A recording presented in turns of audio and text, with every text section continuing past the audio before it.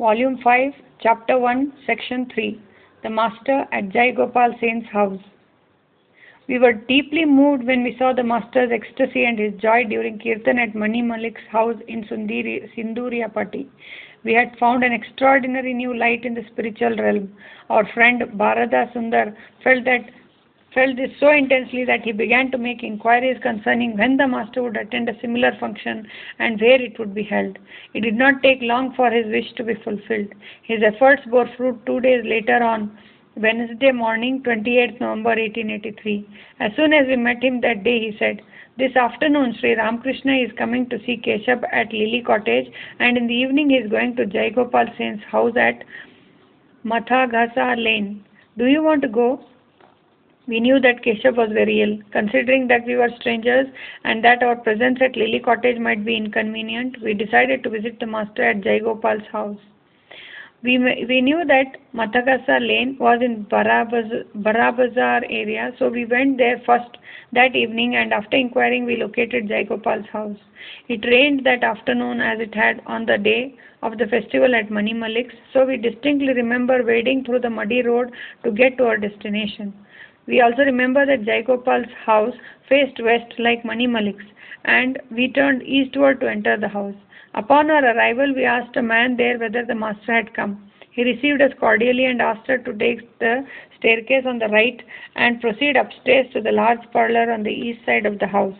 When we entered the spacious hall, which extended from north to south, we observed that it was a neat, clean and well-furnished house. For seating, there was a large cushion on the floor. The Master sat on one part of it, surrounded by some Brahmo devotees.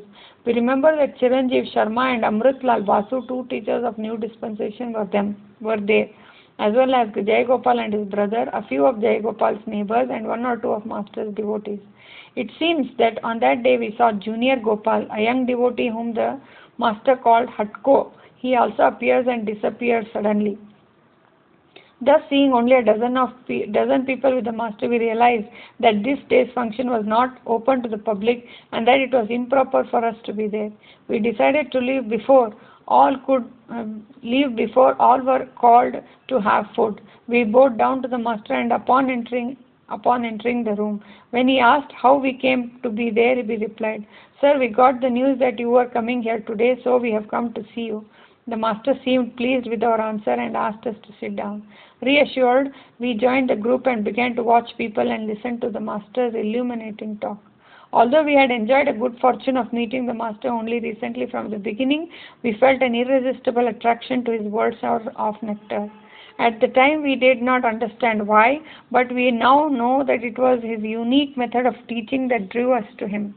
In it, there was no show of scholarship, no glamorous logic, no skillful use of bombastic words, no effort to use pompous language to make a small idea appear great, nor any effort to condense great ideas into a few words like an aphoristic philosopher. We cannot say whether the Master, who embodied the spiritual ideas he taught, carefully considered his words when he spoke. But whoever listened to him even once must have noticed how he presented to them picture after picture drawn from familiar objects and events from their daily life to instill what he was feeling into the hearts of his listeners. When the Master spoke, the audience visualized what he was talking about, as though it was taking place in front of them, and thus their doubts were settled and they were fully convinced as to the truth of his words. When we reflect on how these images instantly came to his mind, we suggest that the cause lay in his extraordinary memory, prodigious intelligence, keen insight, and unique presence of mind. The Master always made clear that the Divine Mother's grace was behind everything he said. He told us, "In a man who depends on the Mother completely, she sits in his heart and makes him say whatever he must by showing it to him through unmistakable signs. Because the Divine Mother does that, his store of knowledge is never empty. The Mother keeps his heart full by continuously supplying a storehouse of knowledge.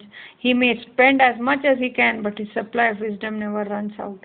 While explaining this one day, he related to us the following incident. There is a government magazine to the north of the Kali temple at Dakshineshwar that used to be constantly guarded by 6 soldiers who were extremely devoted to the Master. Sometimes they would bring him to their quarters and settle their doubts on spiritual matters, the master said. One day they asked, how should a man live in this world so that he will realize God? Immediately the image of a husking machine appeared before me. One woman kicks the end of a wooden beam, and another woman cautiously turns the paddy in a mortar dug into the earth. She is always alert, lest the pistol of the machine fall on her hand. As soon as I saw this, I realized that the mother was explaining to me that one should live in this world as carefully as that. One should keep the mind fixed on God while performing every action in this world. If one isn't attached to external object and worldly duties, one can escape the entanglement of Maya and avoid suffering and destruction. As soon as I saw the husking machine, the mother raised this idea in my mind. When I told it to them, they were very pleased with that analogy. Such images appear to me when I talk to people. The master never confused the minds of his audience by using unnecessary words. He quickly grasped the subject and purpose of his inquirer's question and answered it with a few decisive words, and then to convince that person he would illustrate his answer with an analogy as we have described earlier. We can call this characteristic of his teaching method the conclusive statement, because he said only what he himself had experienced to be true. Although he never said that there was only one answer to any question, his deep-rooted conviction was firmly imprinted on the minds of those listening. If anyone in the audience, due to education and past experience, was unable to accept Master's conclusions, even though they sprang from his sadhana, and argued with him, he would generally finish his discussion on the topic by saying, I have said whatever came into my head. Take as much of it as you want. You may leave out the head and the tail. He never tried to destroy anyone's beliefs by stifling one's freedom to think for oneself. Perhaps he desisted because he thought that the listener would be unable to recognize the true solution to the question until he or she had reached a higher spiritual state by God's will. The master did not stop at making his audience understand his conclusions by using analogies and imagery as we have described. He substantiated his statements by mentioning similar sayings of other well-known mystics, by singing the songs they had composed, and by referring to examples taken from the scriptures. This would remove all doubt from the inquirer's mind regarding that subject. Firmly convinced that the instruction was valid, he or she would try to carry it out in daily life. It is necessary to mention another thing here. The master often told us that at the end of their paths, spiritual aspirants of both devotion and knowledge became established in non-dual knowledge and experience their identity with their respective chosen deities. As proof of this, we can quote some of his statements.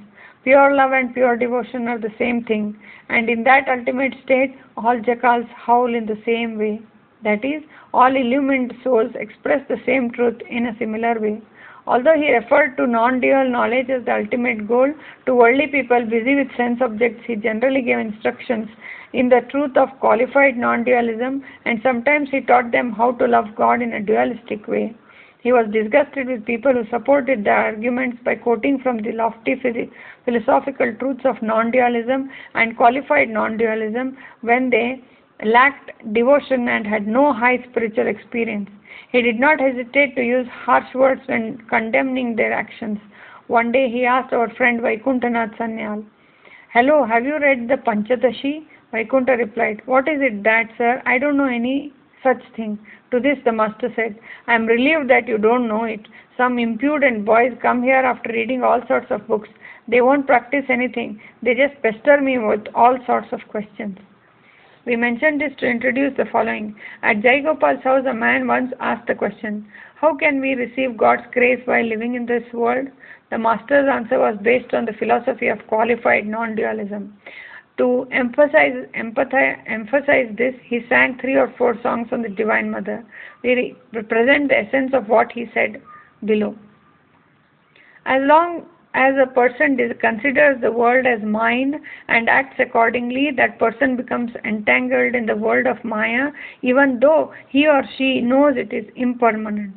Such a person suffers terribly and cannot find a way out of this predicament. After saying this, the master sang a song. When such delusion wields the world through Mahamaya's spell, the Brahma is bereft of sense and Vishnu loses consciousness. What hope is there left for humans? One should therefore mentally associate everything in this transitory world with God and perform every action accordingly. Hold God with one hand and work with the other. One should always remember that all beings and everything in this world belong to God, not to any human being. One who maintains this attitude will not suffer from the deluded attachment to the world. One who believes that whatever one does is the Lord's work will move towards God. To imprint this idea on the minds of his audience, the Master sang this song. O mind, you do not know how to farm. Fallow lies the field of your life. If you had only worked it well, how rich a harvest you might have reaped. When the song was over, the Master continued, when one takes refuge in God, even while performing household duties, one gradually realizes that everything and every being in this world are manifestations of God. One will then serve one's father and mother as veritable manifestations of God and Divine Mother, see the child Gopala and Divine Mother in a son and daughter, and consider others to be representations of God and treat them with love and respect. A person who lives in the world with this attitude is an ideal householder from whose mind the fear of death has completely disappeared. Such a person is rare indeed, but not altogether non-existent. The Master then outlined the means needed to reach that ideal. One should perform all duties with discrimination, leave the bustle of the world and go into solitude from time to time. Engage oneself in spiritual practices to realize God. Only then can one build an ideal spiritual life. Then the Master sang this song of Ram Prasad. Come, O mind, let's go for a walk to Kali, the wish-fulfilling tree, and there beneath it gather the four fruits of life. Explain the word discrimination as follows. With the help of a discriminating intellect, an aspirant accepts God as eternal and real and rejects the sense objects of the world as transitory and insubstantial.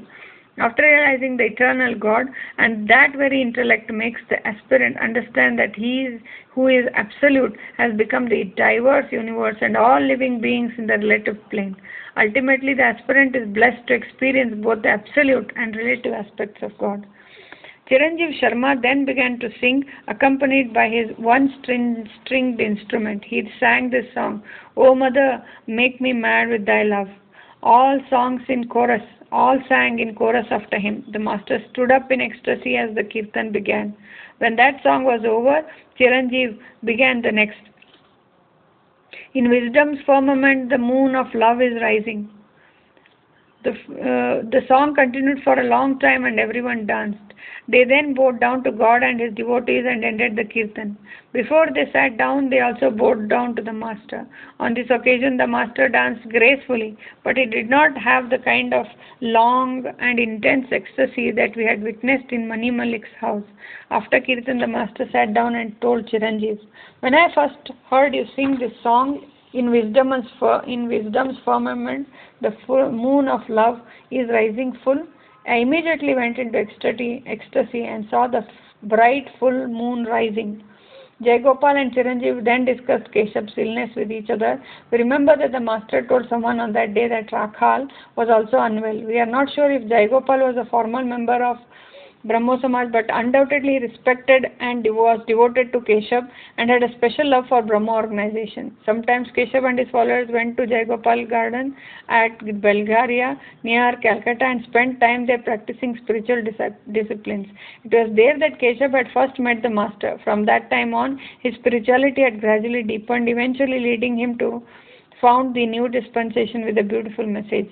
On that day, Jayagopal also became very devoted to the Master. Sometimes he went to see the Master in Dakshineshwar and sometimes he invited him to his house to enjoy spiritual conversation. We heard that for a certain period, Jayagopal bore a great part of carriage fare for the Master's Calcutta trips. His family was also extremely devoted to the Master. As the night drew on, we took leave of the Master and left for home.